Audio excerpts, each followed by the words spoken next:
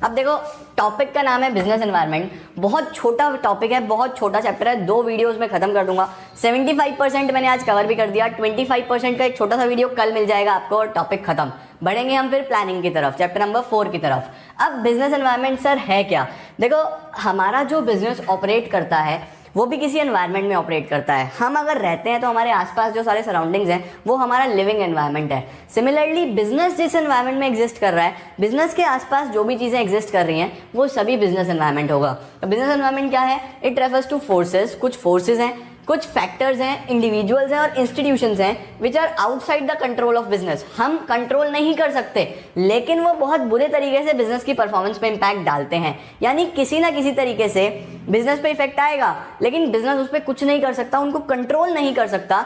But अगर उन चीज़ों को समझ लिया जाए तो ये हमारे लिए कुछ फायदे भी ला के दे सकते हैं। तो अगर बिजनेस एनवायरनमेंट के बारे में प्रॉपर नॉलेज हो, हमें पता हो कि कस्टमर किस तरीके से अपनी डिमांड को चेंज करने वाला है, टेक्नोलॉजी किस तरीके से बदलने वाली है, फ्यूचर में हमारा कॉम्पिटिटर क्या नया लेके आने वाला है, तो ये सभी बिजनेस एनवायरनमेंट का पार्ट है। हम इन चीज़ों को अगर टाइमली समझ लें तो हम पॉसिबल स्टेप्स ले सकते हैं और हमारे बिजनेस की ग्रोथ को बढ़ा सकते हैं। तो overall business environment is the surroundings in which the business exist. अब सर बिजनेस एनवायरनमेंट के फीचर्स के बारे में अगर बात करें तो जैसे मैंने आपको बताया कि फोर्सेज हैं। कैसी फोर्सेज हैं sir? It is the totality of external forces. बहुत सारी फोर्सेज हैं जो हमारे बिजनेस को इफेक्ट कर रही हैं। अब वो फोर्सेस कैसी हो सकती है? टेक्नोलॉजी हो सकती है, कस्टमर की डिमांड हो सकती है, गवर्नमेंट का कोई रूल हो सकता है जो हमारे बिजनेस पे इम्पैक्ट डाल रहा है। कुछ ऐसा हो सकता है कि मेरा कॉम्पिटिटर जिससे मैं सामान उधार में लेता हूँ, मेरा क्रेडिटर, उसकी पॉलिसी हो सकती है। तो ये सब चीज़ें हमारे पास आ जाती हैं एक्सटर्नल फोर्सेज में। तो सबसे पहले there should be totality of external forces.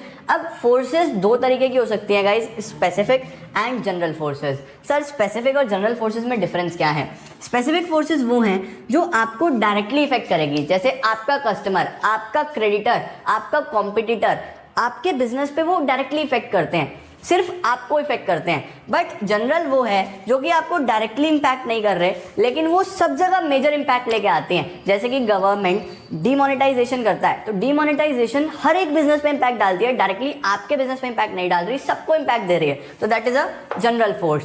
GST आता है तो जीएसटी को स्पेसिफिकली आपको इफेक्ट नहीं कर रहा, सबको इफेक्ट कर रहा है, तो वो भी एक जनरल फोर्स में आ जाता है। अब सर अगला फीचर आ जाता है अनसर्टेन। आप खुद सोचो कि आपको क्या पता था गवर्नमेंट डीमोनेटाइजेशन करेगा? आपको क्या सच में पता था कि जीएसटी कब आएगा और किस रेट से क्या क्या फर्क पड़ेगा? तो समझना इतना आसान नहीं है। इट इज वेरी अनसर्टेन, कभी भी आपके बिजनेस पे कुछ भी इफेक्ट कर सकता है। जीएसटी ने बहुत से लोगों के बिजनेस में पॉजिटिव्स लेकर आया और बहुत से लोगों के बिजनेस में नेगेटिव्स लेकर आया। नेक्स्ट आता है डायनामिक। बिजनेस एनवायरनमेंट हमें पता है कॉन्टिन्यूसली कीप्स ऑन चेंजिंग। आप देख रहे हैं कि पूरा एनवायरनमेंट कैसे चेंज होता जा रहा है। जब हम लोग पढ़ा करते थे तो ये व्हाइट बोर्ड बिल्कुल भी नहीं थे, सारे ब्लैक बोर्ड से और चौक से लिखा जाता था।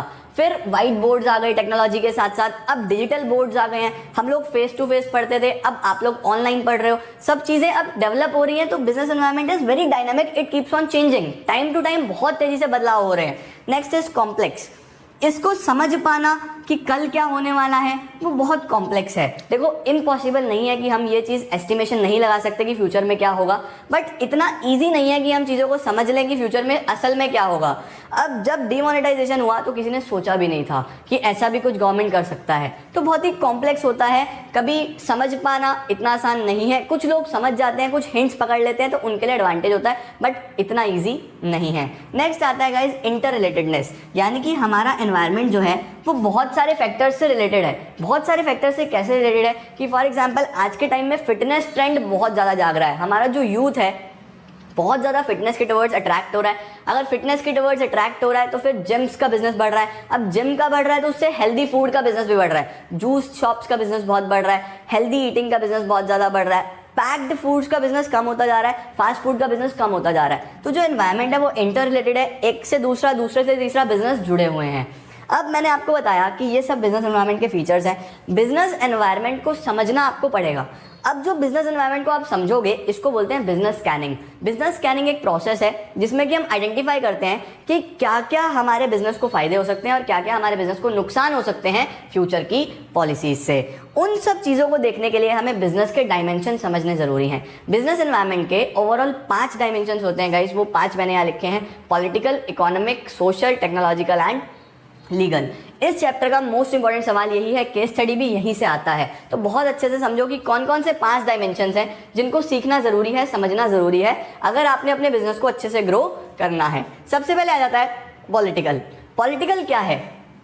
All the factors related to government. जो भी गवर्नमेंट के फैक्टर्स हैं, जो भी गवर्नमेंट की पॉलिसीज़ हैं, हर गवर्नमेंट अपने हिसाब से पॉलिसीज़ लेके आता है, हर गवर्नमेंट का काम करने का तरीका अलग है। इंडिया में जब कांग्रेस की गवर्नमेंट थी उनका काम करने का तरीका अलग था, आज बीजेपी है, बीजेपी का काम करने का तरीका अलग है, हर गवर्नमेंट का काम करने का तरीका अलग है। तो सारे फैक्टर्स गवर्नमेंट से रिलेटेड किस में आ जाएंगे? पॉलिटिकल में आ जाएंगे। पॉलिसीज ऑफ डिफरेंट गवर्नमेंट्स, मैं अभी बात कर रहा था, हर गवर्नमेंट की पॉलिसी अलग है। बीजेपी क्या लेके आया? जैसे स्वच्छ भारत अभियान लेकर आया, मेक इन इंडिया लेके आया। अब मेक इन इंडिया से क्या इंपैक्ट आ रहा है बिजनेस पे? बहुत मेजर इंपैक्ट्स आ रहे हैं। ये सब किस में आ जाता है? पॉलिटिकल एनवायरनमेंट में। नेक्स्ट की अगर मैं बात करूं तो इकोनॉमिक। देखो इकोनॉमिक सबसे आसान होता है आइडेंटिफाई करना।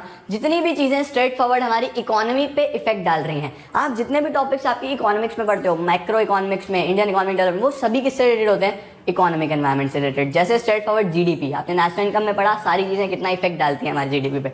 इन्फ्लेशन, महंगाई होगी तो प्रोडक्शन का कॉस्ट बढ़ेगा, उससे हमारा सेल कम होगी, प्रॉफिट मार्जिन कम होगा, टैक्सेस कम आएंगे। जीएसटी से क्या इंपैक्ट आता है? डीमोनेटाइजेशन ने इकोनॉमी में क्या इंपैक्ट दिया? तो अल्टीमेटली ये सारी चीज़ें, ये सब फैक्टर्स किस में आ जाते हैं? इकोनॉमिक एनवायरनमेंट में। और हमारी इकोनॉमी को अच्छे से या बुरे से कैसे इफेक्ट करते हैं, ये सब आपको पढ़ना पड़ेगा इकोनॉमिक एनवायरनमेंट के अंदर। तीसरा आता है guys social environment. Now what is social? Social होता है कि हमारी सोसाइटी में क्या क्या चेंजेस आ रहे हैं, हमारी सोसाइटी क्या क्या एक्सपेक्टेशंस रख रही है एक बिजनेस से।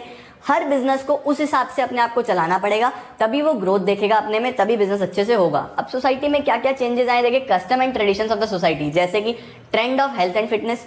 हेल्थ एंड फिटनेस का ट्रेंड बढ़ रहा है तो काफ़ी बिजनेस ग्रो हो रहे हैं, काफ़ी बिजनेस का काम कम हो रहा है। Secondly equal status of main and women. आजकल सोसाइटी में इक्वल स्टेटस है मेन विमेन का, लड़कियां कहीं भी लड़कों से पीछे नहीं है, हमेशा इक्वल एक साथ आगे बढ़ रहे हैं। Next is education of girl child. आज से पहले गर्ल चाइल्ड की एजुकेशन को इग्नोर करा जाता था या एक लिमिट तक एक लड़कियों को पढ़ाया जाता था, लेकिन आज ऐसा नहीं है। अब जो सोच है, अब जो थॉट प्रोसेस है वो बदल गया है, लड़कियां काफ़ी हायर स्टडीज़ कर रही है। अभी रिसेंट एग्जामिनेशंस जो जज के हुए हैं उसमें जो रिजल्ट्स आए हैं, बहुत सारी गर्ल्स जज बनी हैं, तो कितना अच्छा एक चेंज है जो हमें देखने को मिल रहा है। अगला आता है टेक्नोलॉजिकल एनवायरनमेंट, जिसके अंदर मेजर जो चेंजेस आएंगे वो साइंटिफिक इंप्रूवमेंट्स हैं। साइंटिफिकली क्या क्या चीज़ें चेंज हुई, क्या क्या इनोवेशंस आए, क्या क्या नई चीज़ें हमें देखने को मिली। New ways of doing business है, किस तरीके से अब नए तरीके से बिजनेस कर रहे हैं लोग। पहले सब कुछ कैसे होता था? मैनुअल होता था, फिजिकल होता था। अब सब कुछ ऑनलाइन हो रहा है, पेमेंट्स ऑनलाइन हो रहे हैं, सेल ऑनलाइन हो रही है, बुकिंग ऑफ टिकट्स हो रही है, आप घर बैठ के सब कुछ टिकट्स बुक कर सकते हैं। तो ये सारी चीज़ें जो चेंजेस आए वो सब टेक्नोलॉजी से रिलेटेड है, टेक्निकल में आ जाएंगे। नेक्स्ट और लास्ट होता है legal. Legal is related to law. क्या हमारे कानून में चेंजेस हुए हैं, क्या हमारी सोसाइटी में चेंजेस हुए हैं, जिसको फॉलो करके ही हम आगे बढ़ सकते हैं। Rules and regulations framed by government, government ने क्या नए रूल्स लेके आए। उसके बाद एडमिनिस्ट्रेटिव ऑर्डर्स बाय, ऑर्डर आया है गवर्नमेंट से, कुछ एडमिनिस्ट्रेटिव ऑर्डर्स आए हैं। Next is court judgments, court के क्या जजमेंट है, कोर्ट्स क्या बता रहे हैं, ये सब भी हमारा लीगल एनवायरनमेंट में आ जाता है। आई होप गाइज आपको ये सारे के सारे पांचों एनवायरनमेंट्स क्लियर हुए। अब आगे बढ़ते हैं इस चैप्टर का दूसरा important topic, new economic policy 1991। अब इस टॉपिक में क्या हुआ, 1991 से पहले बहुत सारे रिस्ट्रिक्शंस थे बिजनेस के ऊपर, बिजनेस इतने फ्री फ्लो में नहीं हो रहा था। तो गवर्नमेंट 1991 के बाद न्यू इकोनॉमिक पॉलिसी लेके आया, जिसमें कि 3 चीज़ें हमें मेजर देखने को मिली, दैट इज एलपीजी। अब एलपीजी क्या सर, ये लिक्विफाइड है, लिक्विड प्योरीफाइड गैस क्या होता है भाई एलपीजी? आप प्लीज़ मुझे फुल फॉर्म कमेंट सेक्शन में बताना। यहाँ पे एलपीजी का मतलब है लिबरलाइजेशन, प्राइवेटाइजेशन, ग्लोबलाइजेशन। लिबरलाइजेशन का मतलब होता है, देखो लिबरलाइजेशन का मतलब है कि कुछ अननेसेसरी रेस्ट्रिक्शंस जो पहले बिजनेस पे थे, अब उन सभी रेस्ट्रिक्शंस को ख़त्म करना, यानी कि end of licence, quotas and unnecessary restrictions from the business. Government ने बहुत सारे रेस्ट्रिक्शंस जो पहले बिजनेस पे थे वो ख़त्म कर दिए।